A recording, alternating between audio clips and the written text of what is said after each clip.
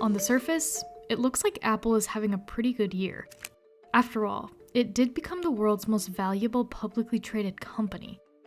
But behind the scenes, its long-standing disputes with app developers are bubbling over into public view. Apple is facing stiff backlash over the way it runs the App Store at a time when the App Store is a key part of its business. Cue the Fortnite gaming controversy.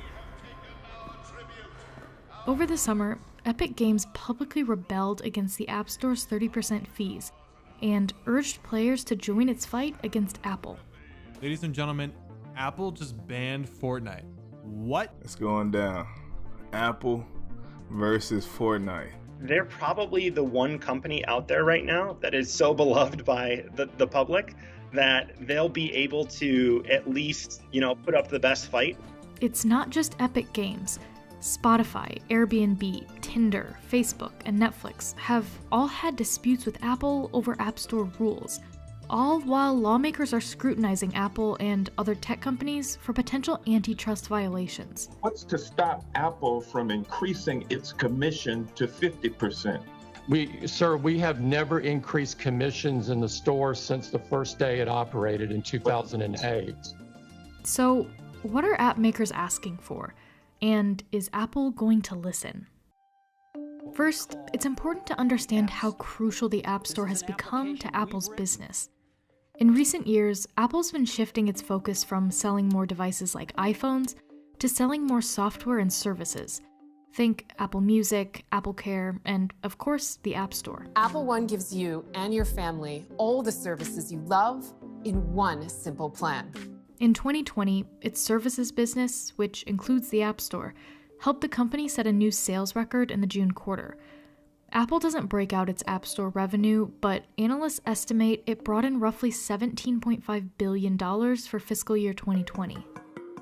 Some apps and services are particularly important for the App Store ecosystem, like Fortnite. The game has more than 100 million registered users on Apple devices. That's produced more than $1 billion in global App Store spending since its launch in 2018. But in August, Fortnite was kicked off the App Store altogether. That's because the game's creator, Epic Games, set up a system to get money directly from players without paying Apple its cut. Apple takes a 30% commission on sales of apps and in-app purchases. So if an app costs $4.99 up front, Apple collects $1.50, while the app creator gets the rest.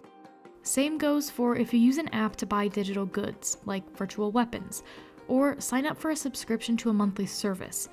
But the fee doesn't apply to physical goods and services, like clothing purchases or home rentals.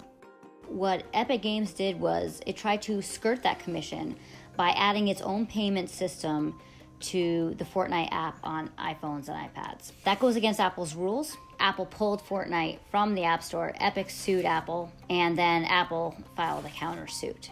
Google pulled Fortnite from Google Play in August for the same reason. And since the two companies banned the app, their monthly revenue from the game has taken a big hit. From a developer perspective, it definitely feels like we're forced to pay 30% right off the top. Austin Benson developed an app for Apple and Android called Hang that helped organize meetups, and he's currently a CTO at a small tech startup. It literally feels like a tax, and those dollars don't really go towards a government to pay roads and bridges. They go to pay two of the biggest and arguably most powerful corporations in the world. In late September, Spotify, the owner of Tinder, and Epic Games teamed up to pressure Apple and other App Store operators to change their rules. Apple and Google have defended their business practices, saying the commission fees are necessary because of the services the stores provide, including security and safeguarding user privacy. In some cases, the battle over App Store fees has also spilled over into accusations of Apple allegedly stifling competition. Enter Spotify's fight with Apple. In 2019, Spotify filed a formal complaint to the EU, accusing Apple of making it difficult for rivals of Apple Music to promote their subscription services without using Apple's payment system. Apple takes a 30% cut on subscriptions for the first year and 15% the second year. If you were to upgrade to Premium in our app through the App Store, we'd have to give Apple a whopping 30% of your subscription fee. Spotify didn't want to pay that fee on its premium subscription revenue, so it removed the option to sign up from within the app. Users can still register on Spotify's website, but Apple's rules don't allow Spotify to direct users from the app to its site.